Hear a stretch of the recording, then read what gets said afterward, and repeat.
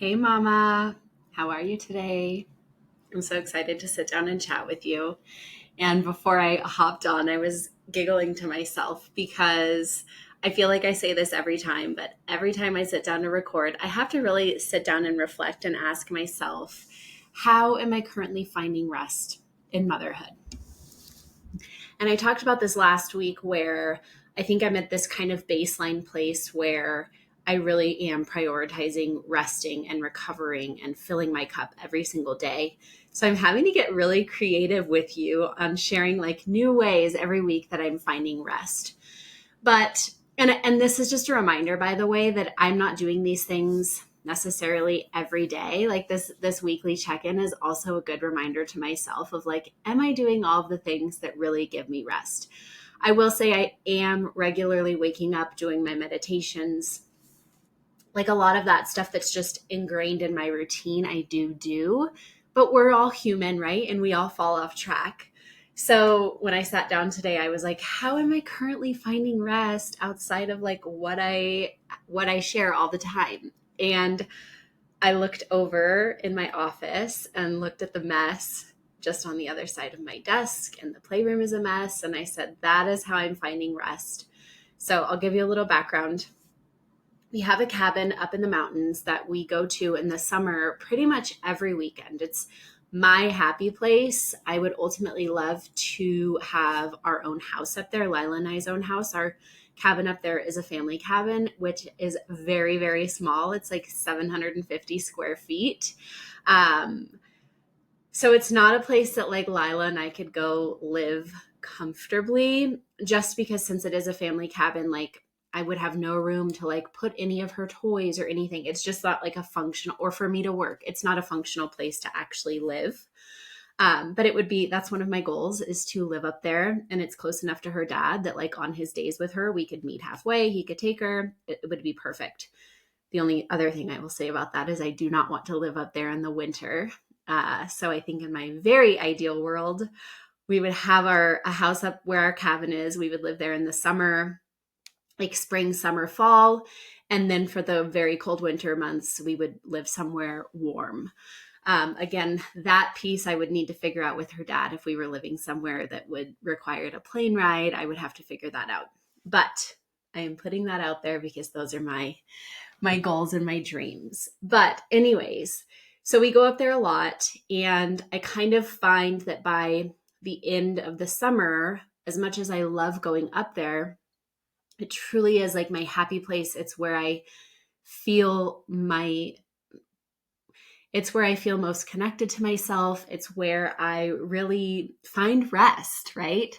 But I just have found myself getting really burnt out because it kind of goes like this. So Monday, Tuesday, Wednesday are my work days. Lila's with my mom on Monday. She's now started forest school, so she goes with my mom. She's with my mom in the morning, and then my mom takes her to forest school, and then I pick her up. And then Tuesday, Wednesday, she's with her dad. So I'm working Monday, Tuesday, Wednesday. And then again, she just started school, so she's been going on Thursdays afternoons. But before that, I would do my Monday, Tuesday, Wednesday. Thursday morning, we would wake up and go to the cabin. We would be at the cabin until Sunday, and then we would come home Sunday, and I would have to like do laundry, get our groceries ordered, and then work Monday, Tuesday, Wednesday, and then rinse and repeat, rinse, wash, repeat, right? Like it's kind of like this cycle of like, I feel like I'm go, go, go, go, go. Even though when we're at the cabin, it is very relaxing. As a mom, I'm sure you know, like there's things that need to get done in these 3 days that I'm working, but also at home. And so I was just looking at the mess, like the laundry that I've done, but I haven't put away. In her playroom, I've just I haven't been cleaning up at the end of every day. And like when we leave on Thursday, I won't clean it up. I'll just leave it. And so as I was walking through this morning, and as I was just thinking about it now, I'm like, this is how I'm currently finding rest, is I'm just kind of being easy. I'm being easy on myself, right? Like, okay, so there's a pile of laundry sitting there. I'm not going to let it trigger me because it allowed me to be up at our cabin peacefully. And now I'm working, right? And I will get to the laundry when I get to it. And I will get to the playroom when I get to it. And so I'm just kind of really releasing myself from these expectations and choosing the path of least resistance, the path that's going to bring me the most peace and rest and joy. And that is doing what I need to do in these 3 days that we're home so that we can go to our happy place and just enjoy before the snow comes, because it's crazy up there. The snow will start coming. Gosh, by the time this episode is released, by the time you're listening to it, we might have already had a snow up there. So it really does go fast. So that is how I'm currently finding rest in motherhood. I'm just simply dropping some balls. And if you've been listening to the podcast for a while, you might remember one of my very first podcast episodes that was all about dropping balls. And if you haven't listened to it, we will link it in the show notes for you and you can go to listen to that one. But that is a ball I've been dropping. Like having the house like perfectly clean is just not something that's happening right now.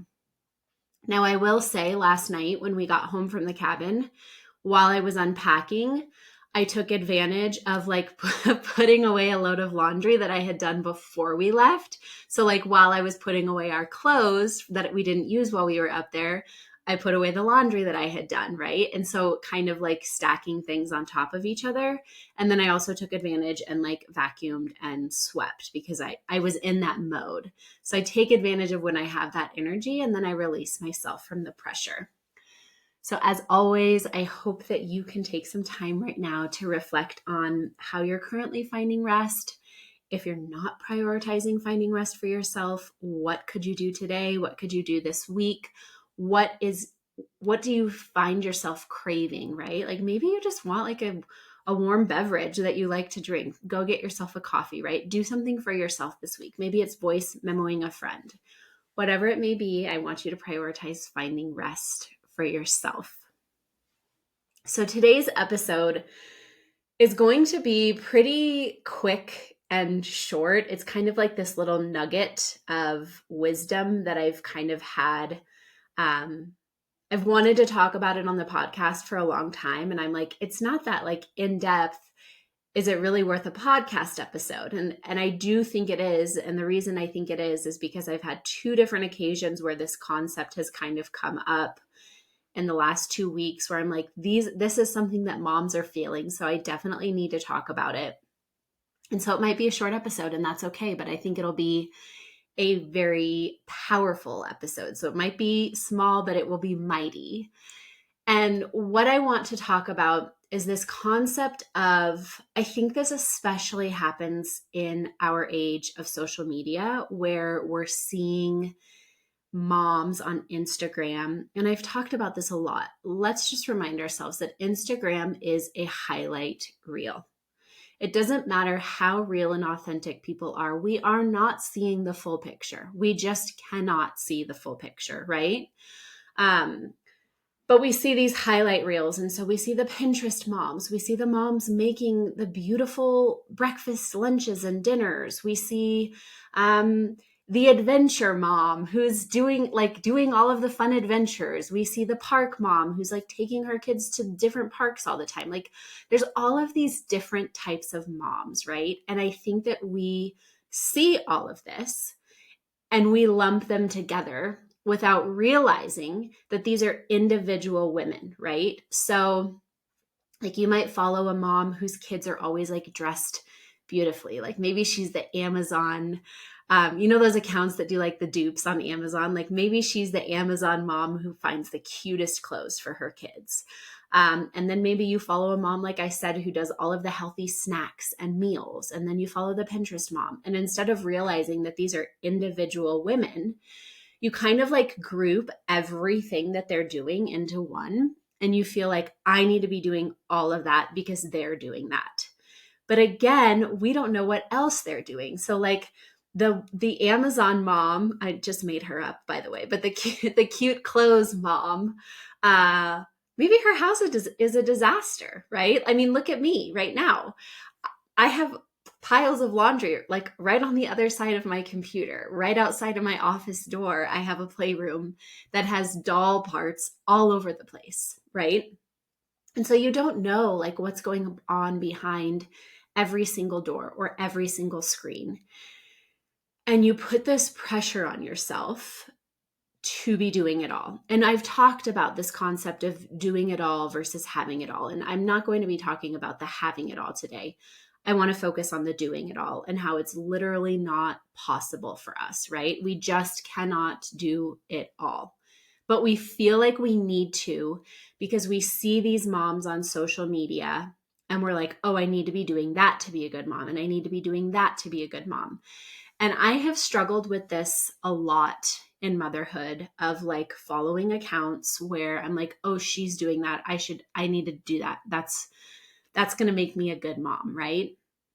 Or specifically like friends. I will see friends who I have a friend who I haven't seen her in a while because they moved, but she is vegan and the meals that she cooks for herself and her family are beautiful and amazing, right? And like when she would post them on Instagram and I am like just cooking our basic like rice and chicken and veggies, which by the way is a great nutritious meal.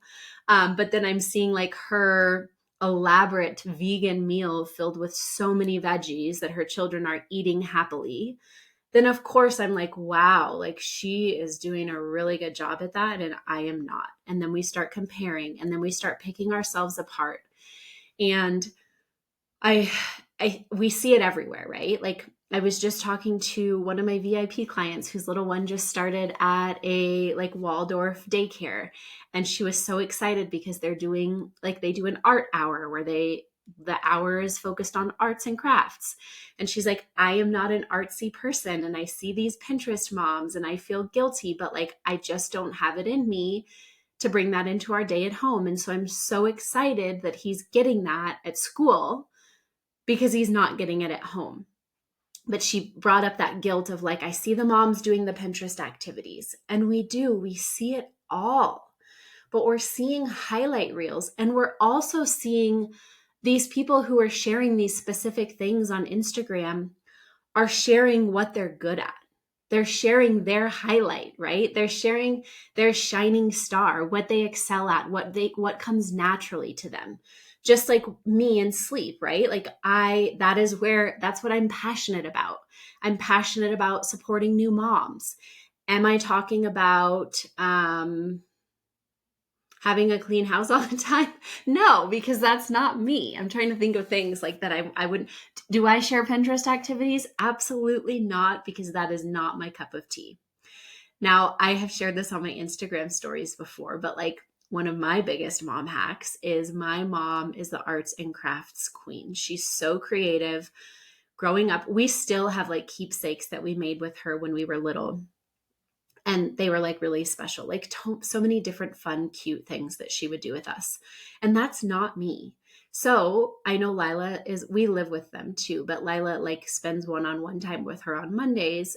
And so like, if I see a cute Pinterest activity on Instagram, I will I'll send it to my mom. And then I don't even ask my mom to do it, but I know that she loves that stuff. So she does it with Lila, right? So I'm kind of jumping ahead here, but one of the things that I think that we can do to combat this feeling of we need to be doing it all is first release ourselves from that pressure. Because like I said, you're seeing someone's highlight reel and you're seeing what they're good at, what they excel at, what comes naturally to them. That's why they're sharing it. It's their passion.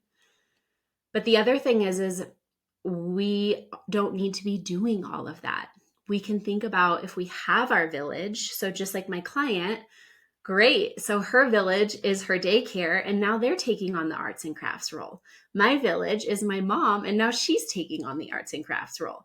If you're not into arts and crafts and you don't have a big village, maybe you're going to the Children's Museum where they always have like arts and crafts options. Or like I know Lila's dad takes her to the library every Tuesday morning for story hour.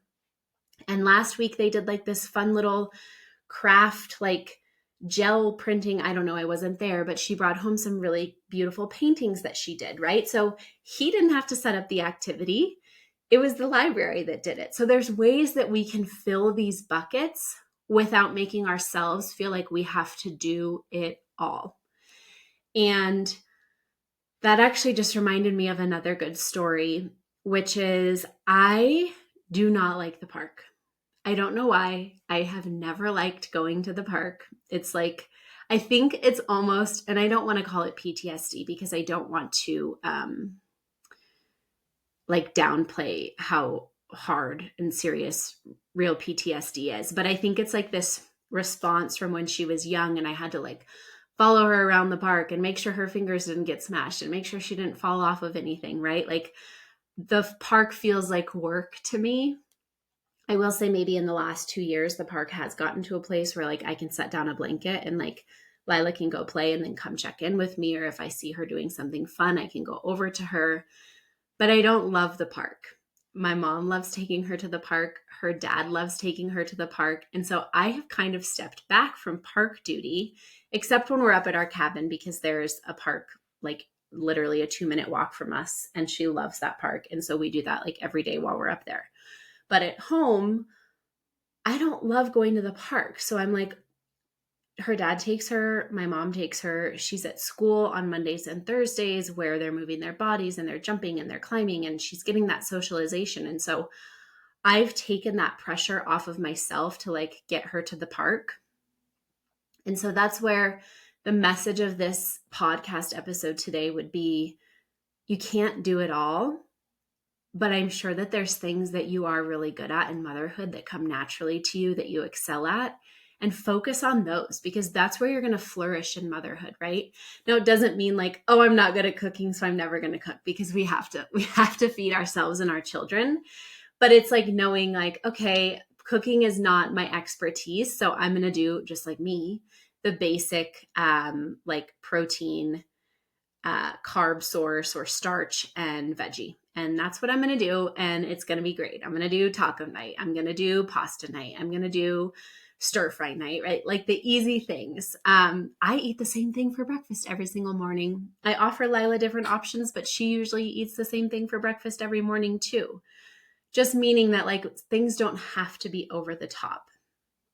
And so this concept of feeling like we need to do it all because everyone is doing it all, let's retrain our minds, or let's see it from a different perspective and say that we all have different areas of expertise in motherhood and we all are good at different things. And so that is what we can focus on in motherhood, right?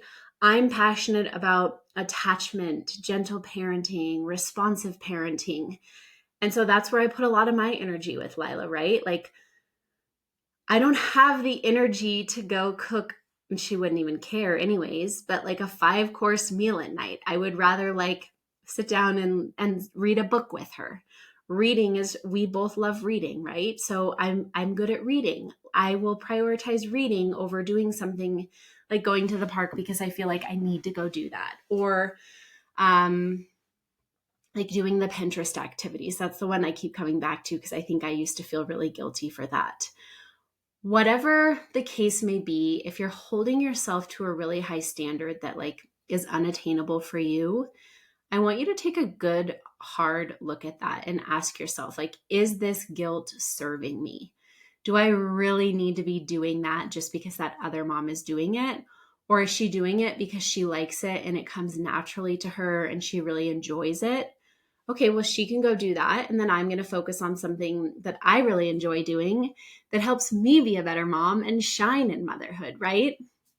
And just accepting that you don't have to do it all. You can't physically do it all. So instead of like spreading yourself thin, trying to do it all because you see all of the moms on Instagram doing it all, focus on what really comes naturally and easy to you in motherhood and let that grow. So maybe you're like, we have the cooking mom, right? Maybe you're great at like making the beautiful snacks and you include your little one as they grow with making snacks and meals with you. Maybe I'm a nature mom, right? So maybe you're getting outside every day, going on a nature walk, going on a hike, spending hours looking at leaves and mushrooms. Like that is Lila and I's jam, and we love it. And that I would rather be doing that than putting myself in a kitchen trying to make a meal just because I feel like I should be doing that. Maybe you are the art mom, but maybe the cooking doesn't come great to you, right? Okay, well, that's okay. So then you focus on the art and doing fun things, and then you keep meals simple. Where can you simplify your life? And where can you take that pressure off of yourself to be doing it all when you don't need to be doing it all? And I've said this in multiple podcast episodes, but in the old village, there were 10 women to one child. So that means that if you don't have a village around you, like a regular village, you are doing the job of 10 women. And yes, if you have a partner, they might be taking the role of one of those women, but they also have their own role as the other parent, right? So just remind yourself of that. And then, as I talked about in that village concept of like, where can you call on your village in different ways? Where can you fill those cups if you feel like they need filling that maybe it's not your area of expertise? So like I said, the craft hour at the library, or going to the children's museum, or maybe if you're not a nature girly and going outside is not something that you like to do, but you know that your child loves being outside, maybe you look for a forest school like I have Lila in. If you just Google like forest schools and then your area, forest schools are becoming a lot more popular, right? Maybe if you have a partner that's like, hey, can you go take them on a nature walk this afternoon while I go do something for myself? Stop trying to do it all and really simplify your life, and remind yourself that like you excel at different things in motherhood than I do. And the other mom listening to this, she excels at different things than we do, right? And we're all beautiful individual people with different talents and skills for a reason, because we come together to make this beautiful world. And while you are your little one's world, you can't expect yourself to be doing it all. So what are you expecting yourself to do that maybe you can let go of? What expectation can you let go of to open up some energy and space inside of yourself to really focus on the things that do light you up in motherhood? I hope you have a beautiful, beautiful day, and I will see you next week.